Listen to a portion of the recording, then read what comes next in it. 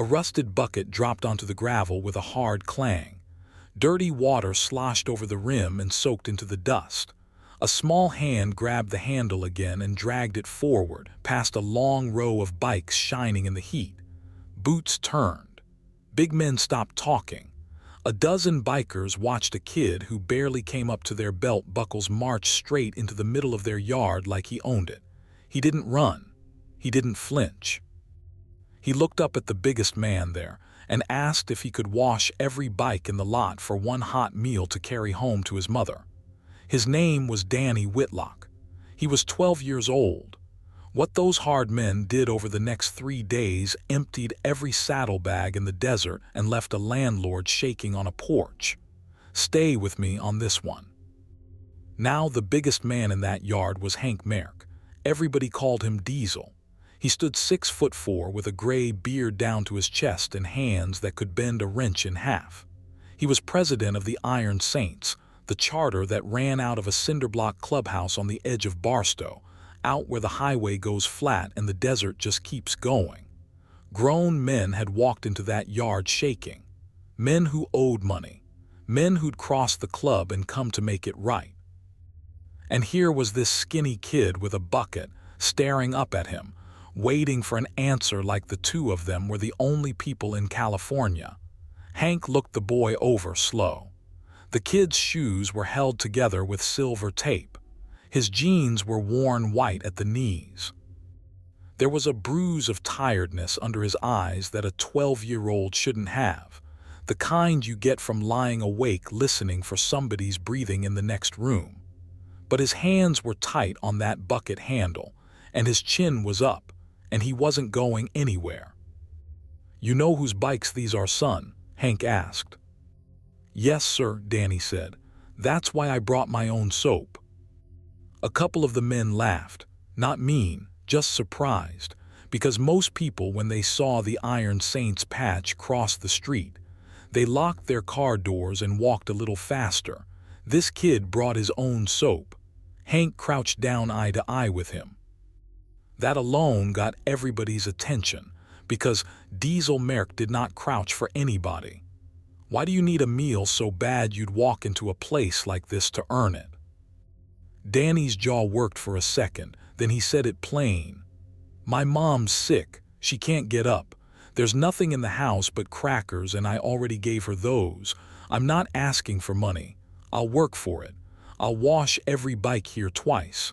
I just need to bring her something hot." Now here's the thing about a room full of hard men. They don't go soft easy. Most of them had seen things that burned the soft right out of them years ago. But there's a difference between a man who's hard and a man who's cruel, and every one of the Iron Saints knew that difference from the inside, because every one of them had been on the wrong end of a cruel man at some point. A kid working for his mother's dinner, not crying about it, not making a show, just offering an honest trade. That got under the leather. Hank stood back up. He didn't say anything warm. He just pointed at the row of bikes. "Start with mine. And you miss a spot, you do it again." Danny got to work.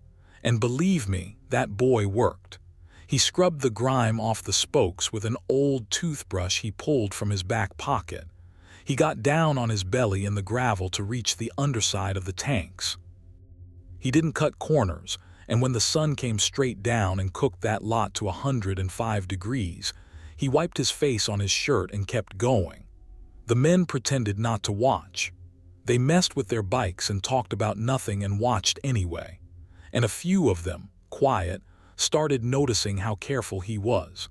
How he wiped down a fender twice because he wasn't sure the first pass was good enough.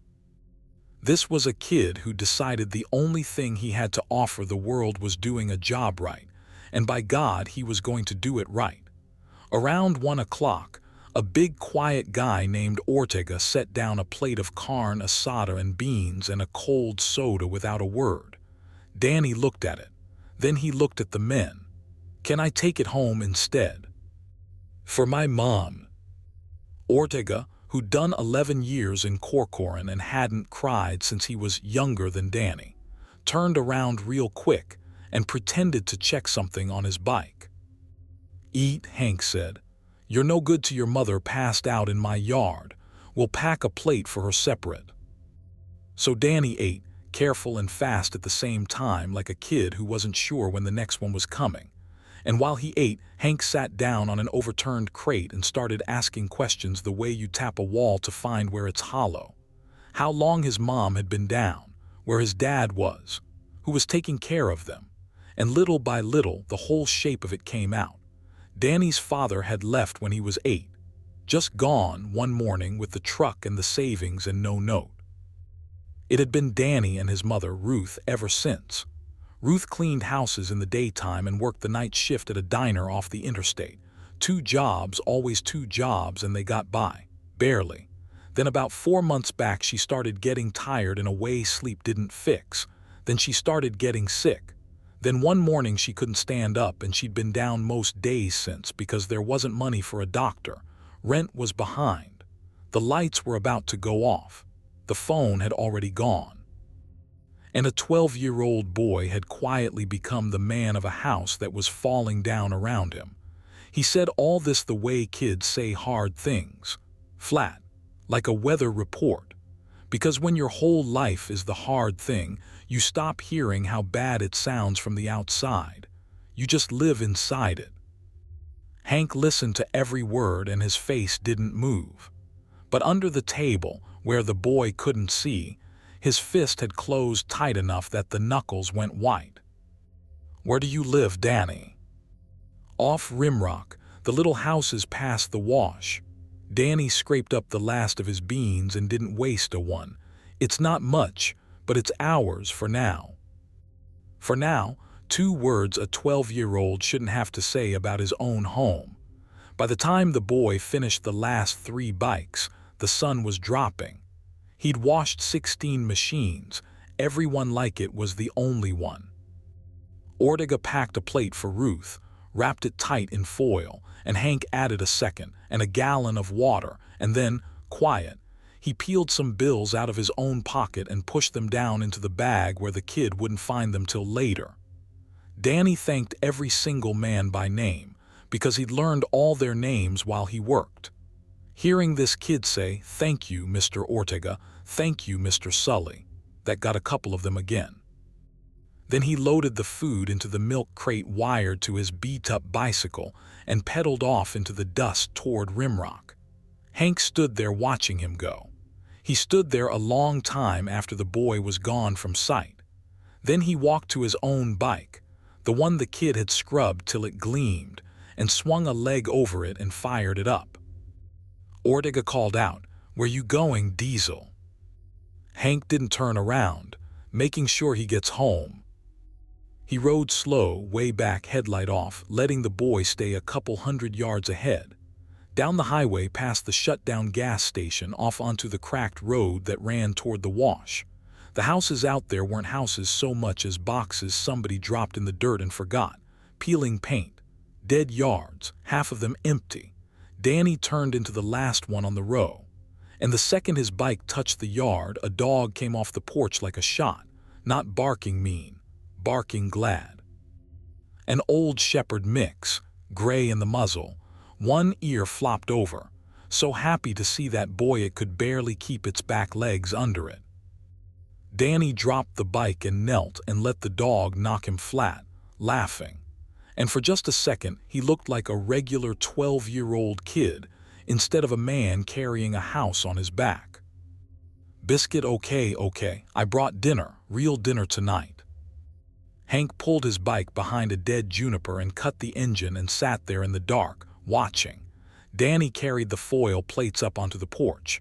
The screen door hung crooked off one hinge.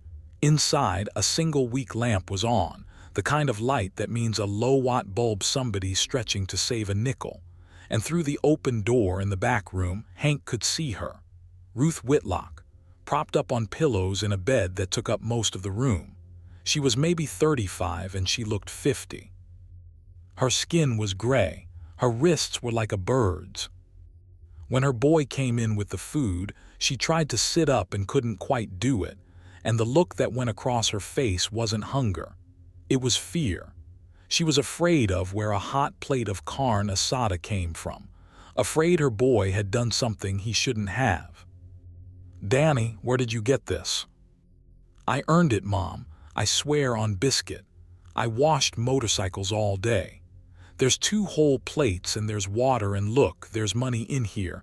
They put money in the bag when I wasn't looking." And Ruth Whitlock put her thin hand over her mouth and started to cry. Not loud. She didn't have the strength for loud.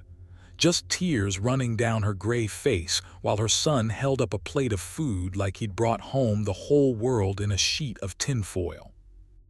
Out in the dark, behind the juniper, Hank watched a dying woman weep over a dinner her 12-year-old had begged from a biker gang, and something in the big man's chest cracked clean through. He didn't go up to the door. He didn't want to scare them. He just watched Danny feed his mother, spoonful by spoonful, propping her head up with one hand, wiping her chin, gentle the way only a kid who's had to grow up too fast can be gentle. The old dog lay across the doorway keeping watch. And when the plates were empty, Danny pulled a blanket over his mother, turned the lamp down low, and sat on the floor by her bed like he did every night. On guard. 12 years old, guarding a house that was 3 payments from being taken out from under him. Hank had seen a lot in 61 years. He'd buried brothers. He'd been shot twice. He'd done his time. He was not a man who cried, and he was not a man who got involved. The club had one hard rule about outsiders: you keep your distance. You keep your business your business. He looked at that little box of a house one more time, at the crooked door, at the 2 taped-up shoes drying on the porch rail. Then he took out his phone. Now understand something. When Diesel Merck made a call at night, men woke up. He called Sully, that lean old wolf of a road captain, and he said 11 words. "Wake everybody, all charters. Rimrock Road past the wash. Dawn." Sully didn't ask why. In 30 years he had never once asked why, because in 30 years Hank had never once called for something that didn't matter. He just said, "How many we talking, Diesel?" Hank looked at the sleeping house, at the boy's shape on the floor by the bed. "All of them, every rider we've got, every charter that owes us a favor and everyone that doesn't. I want the whole desert rolling by sunup." Then he hung up and he sat there through the whole night, one old man on a motorcycle in the dark, keeping watch over a family that had no idea he existed. And here's where you'd think the story turns warm and easy. Here's where you'd exhale. Because inside that house, they thought it was over. Ruth had eaten her first hot meal in a week. Danny had money in the bag and a full belly and a mother who was, for one night, not crying from hunger. He fell asleep on the floor with his hand on Biscuit's back. Sure, a kind man had given them dinner, and that was the whole story, and it was a good story. The desert went quiet. The wind died down. The lamp went dark, peace of a kind. The small, tired piece of people who have learned not to hope for more than one good night. They had no idea what was coming up that road. It started as a sound. Just before dawn, when the sky was going from black to gray, a low rumble came rolling across the flats. Danny felt it before he heard it, in the floorboards, in his teeth. Biscuit's head came up. The dog let out one low growl and went stiff, hackles up. Danny scrambled to the window, and the whole horizon was moving. Headlights, hundreds of them, then hundreds more behind those. A river of light pouring down the highway toward Rimrock Road, and behind the light, the roar, that deep thunder of engine after engine after engine, until it wasn't separate bikes anymore. It was one giant living thing coming across the desert to swallow the world. The glasses rattled in the cupboard. The pictures shook on the walls. Danny grabbed the door frame and stared, and his mother pushed herself up on her elbows because the whole house was trembling around her. "Danny, what is that? What did you do?" 2,000 motorcycles came down that road. 2,000. Every charter in the region, from Barstow and Victorville and Needles and clear out past the county line. Every rider Hank Merck could reach in one night, and every rider those men could reach after him. rolling in a column so long that, when the front reached the Whitlock house, the tail end was still out on the highway a mile back. A wall of leather and chrome and dust rising gold in the first light of the sun. But here's what turned that morning from a miracle into something with teeth. Because a black pickup had gotten there first, parked in the dirt yard, leaning against his truck with a folded paper in his hand and a smug little smile, was a man named Cole Ferris. Ferris owned half the boxes on that road, and he'd come out at dawn before it got hot to do a thing he liked doing. He'd come to nail an eviction notice to Ruth Whitlock's door and change the locks while she was too weak to stand in his way. He had a sheriff's process paper. He had a locksmith in the truck drinking coffee. He'd figured a sick woman and a little boy couldn't fight back, and he was right about that, and he was already reaching into the truck bed for his hammer when the ground started to shake under his boots. He turned around, and the smile fell right off his face, because 2,000 outlaw bikers were rolling into the yard, and they were not smiling back. Now, before I tell you what those men pulled out of their saddlebags, and what they did to Cole Ferris on that porch, let me say this. If you're the kind of person who believes the world still has decent people in it, people who show up, people who don't look away, then do me a favor and hit that subscribe button right now, because this story is about to show you exactly what showing up looks like. All right, back to the yard. Hank Merck rode at the front. He rolled to a stop 10 feet from Cole Ferris, killed his engine, and swung down slow, and 2,000 engines behind him went quiet one after another, back down the line and out onto the highway, until the only sound left in the whole desert was the wind and one old dog barking on the porch. Ferris tried to hold onto his smile. He held up the paper like it was a shield. This is a legal eviction. I've got a court order. You people can't interfere with a lawful. Hank walked right past him like he wasn't standing there at all, walked up to the porch, took off his hat, and looked through the crooked screen door at Ruth Whitlock, who was staring out at 2,000 strangers with her hand pressed flat over her heart and her son frozen beside her. "Ma'am," Hank said, gentle as a man that size can be, "my name's Hank. Your boy washed my bike yesterday, best wash it's had in years. I owe him." He turned his head just slightly toward Ferris. "Give me a minute with this gentleman and then we'll get you and your boy taken care of. Everything's going to be all right now." And then the saddlebags started opening. You want to know what 2,000 bikers unload on a dying woman's yard? It came off the bikes in a flood. Grocery bags, box after box, rice and beans and canned everything and fresh fruit and milk and eggs packed in ice chests, until the porch was stacked to the rail and they started carrying it into the kitchen. Then the money. Every man there had been told one thing overnight: bring what you can carry, and these were not rich men. Mechanics and welders and truck drivers and roofers and veterans getting by on fixed pensions. They came anyway, and they dropped folded bills and crumpled bills into an old ammo can Sully carried down the line, and that can filled up, and they got a second one, and it filled up too. But it wasn't just money and food. Hank had made more than one phone call that long night. A doctor came. An actual doctor, a club member's daughter, an internist from Loma Linda who'd driven 2 hours in the dark, and she went straight into that back room. 2 guys who did construction were already up on the roof pulling off the rotted shingles. Somebody was under the house fixing the pipes that had been dripping brown for a year. An electrician had the panel open and was shaking his head at what he found. A man with a truck full of lumber was measuring the sagging porch. They didn't ask anybody's permission. They just started fixing everything that was broken, all at once, like a hive that got one signal, because Hank had told them the story in 11 words, and they'd filled in the rest with their own hard years. And Danny stood in the middle of it with tears running down his face, turning in slow circles, watching 2,000 of the scariest-looking men in California carry groceries into his kitchen and tear the bad roof off his house and hand his mother's doctor whatever she asked for before she finished asking.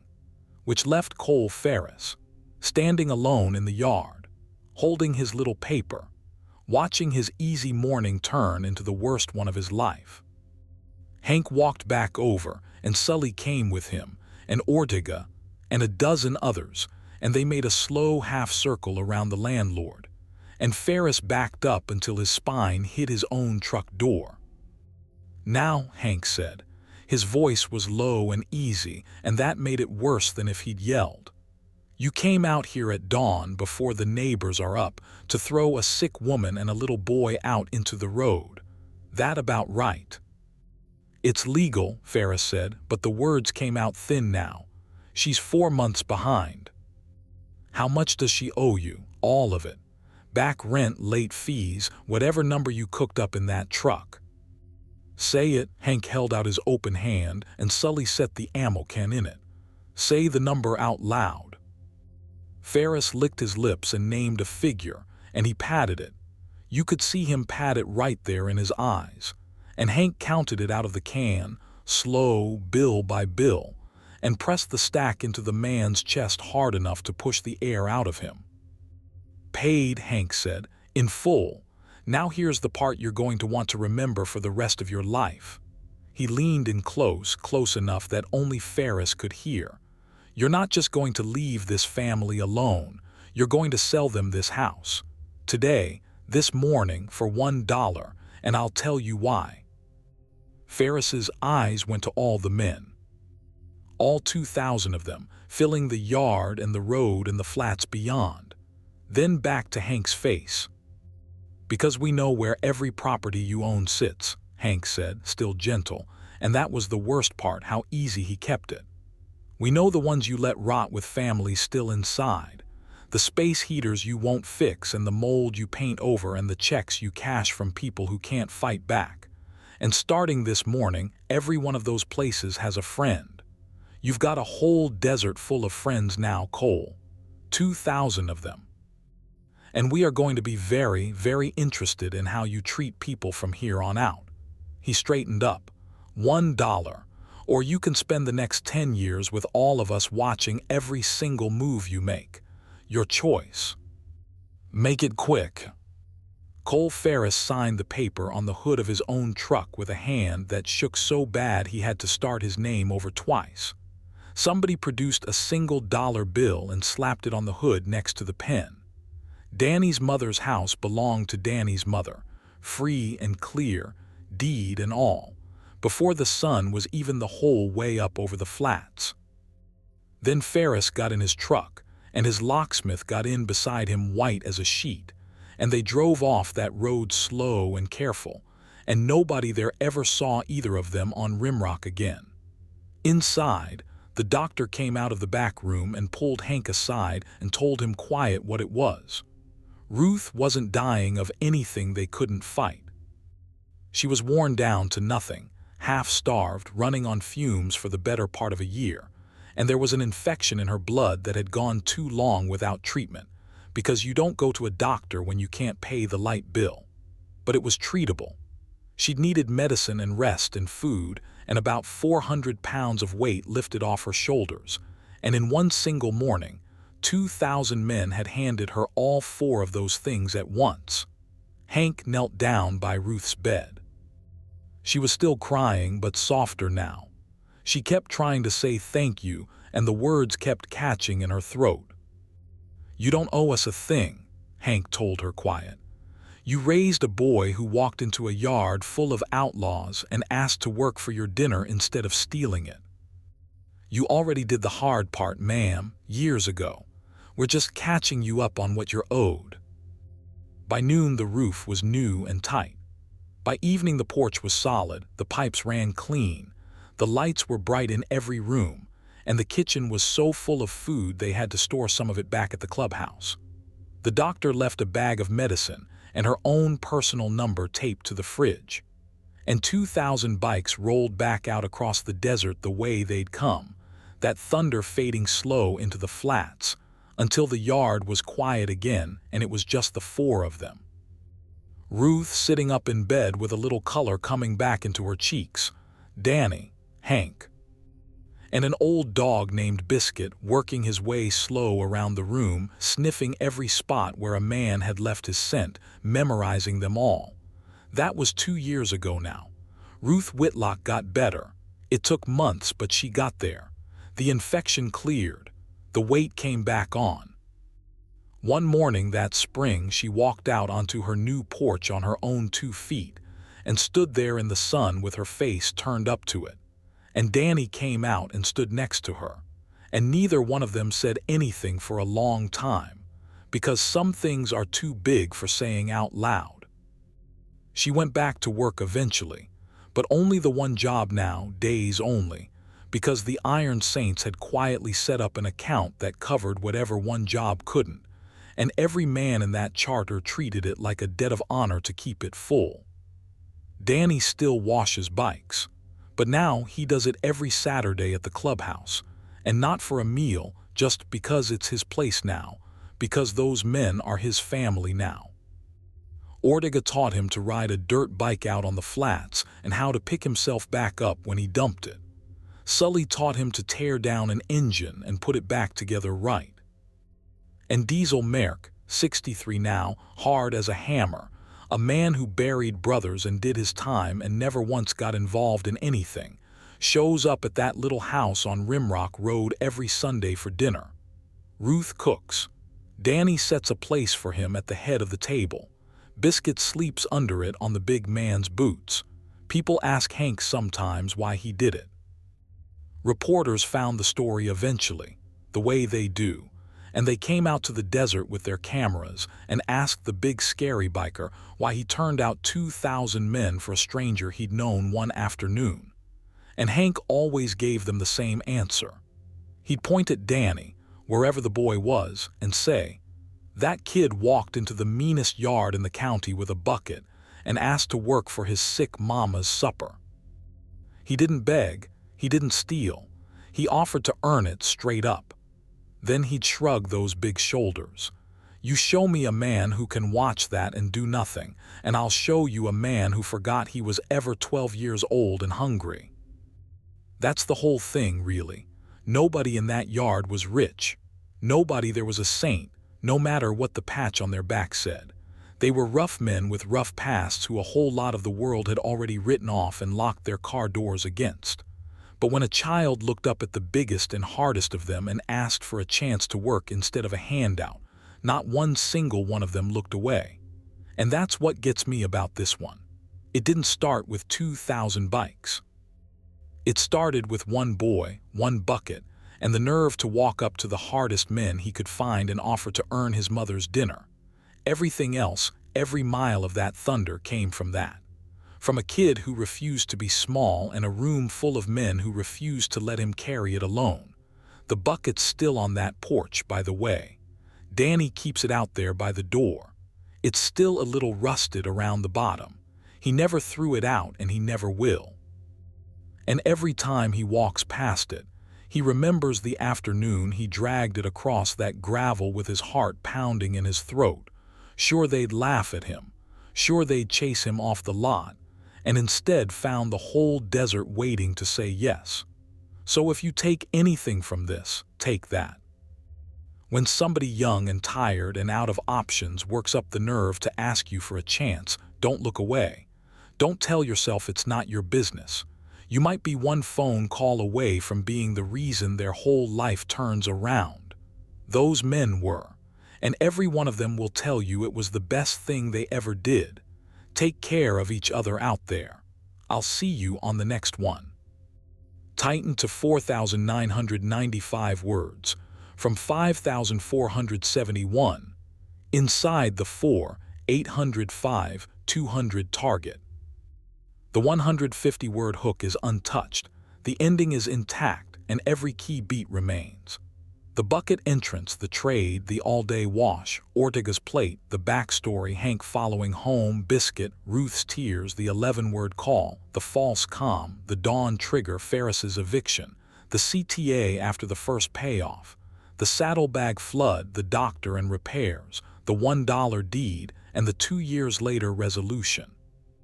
Cuts came from trimming repeated phrasing and doubled descriptions, not from removing plot.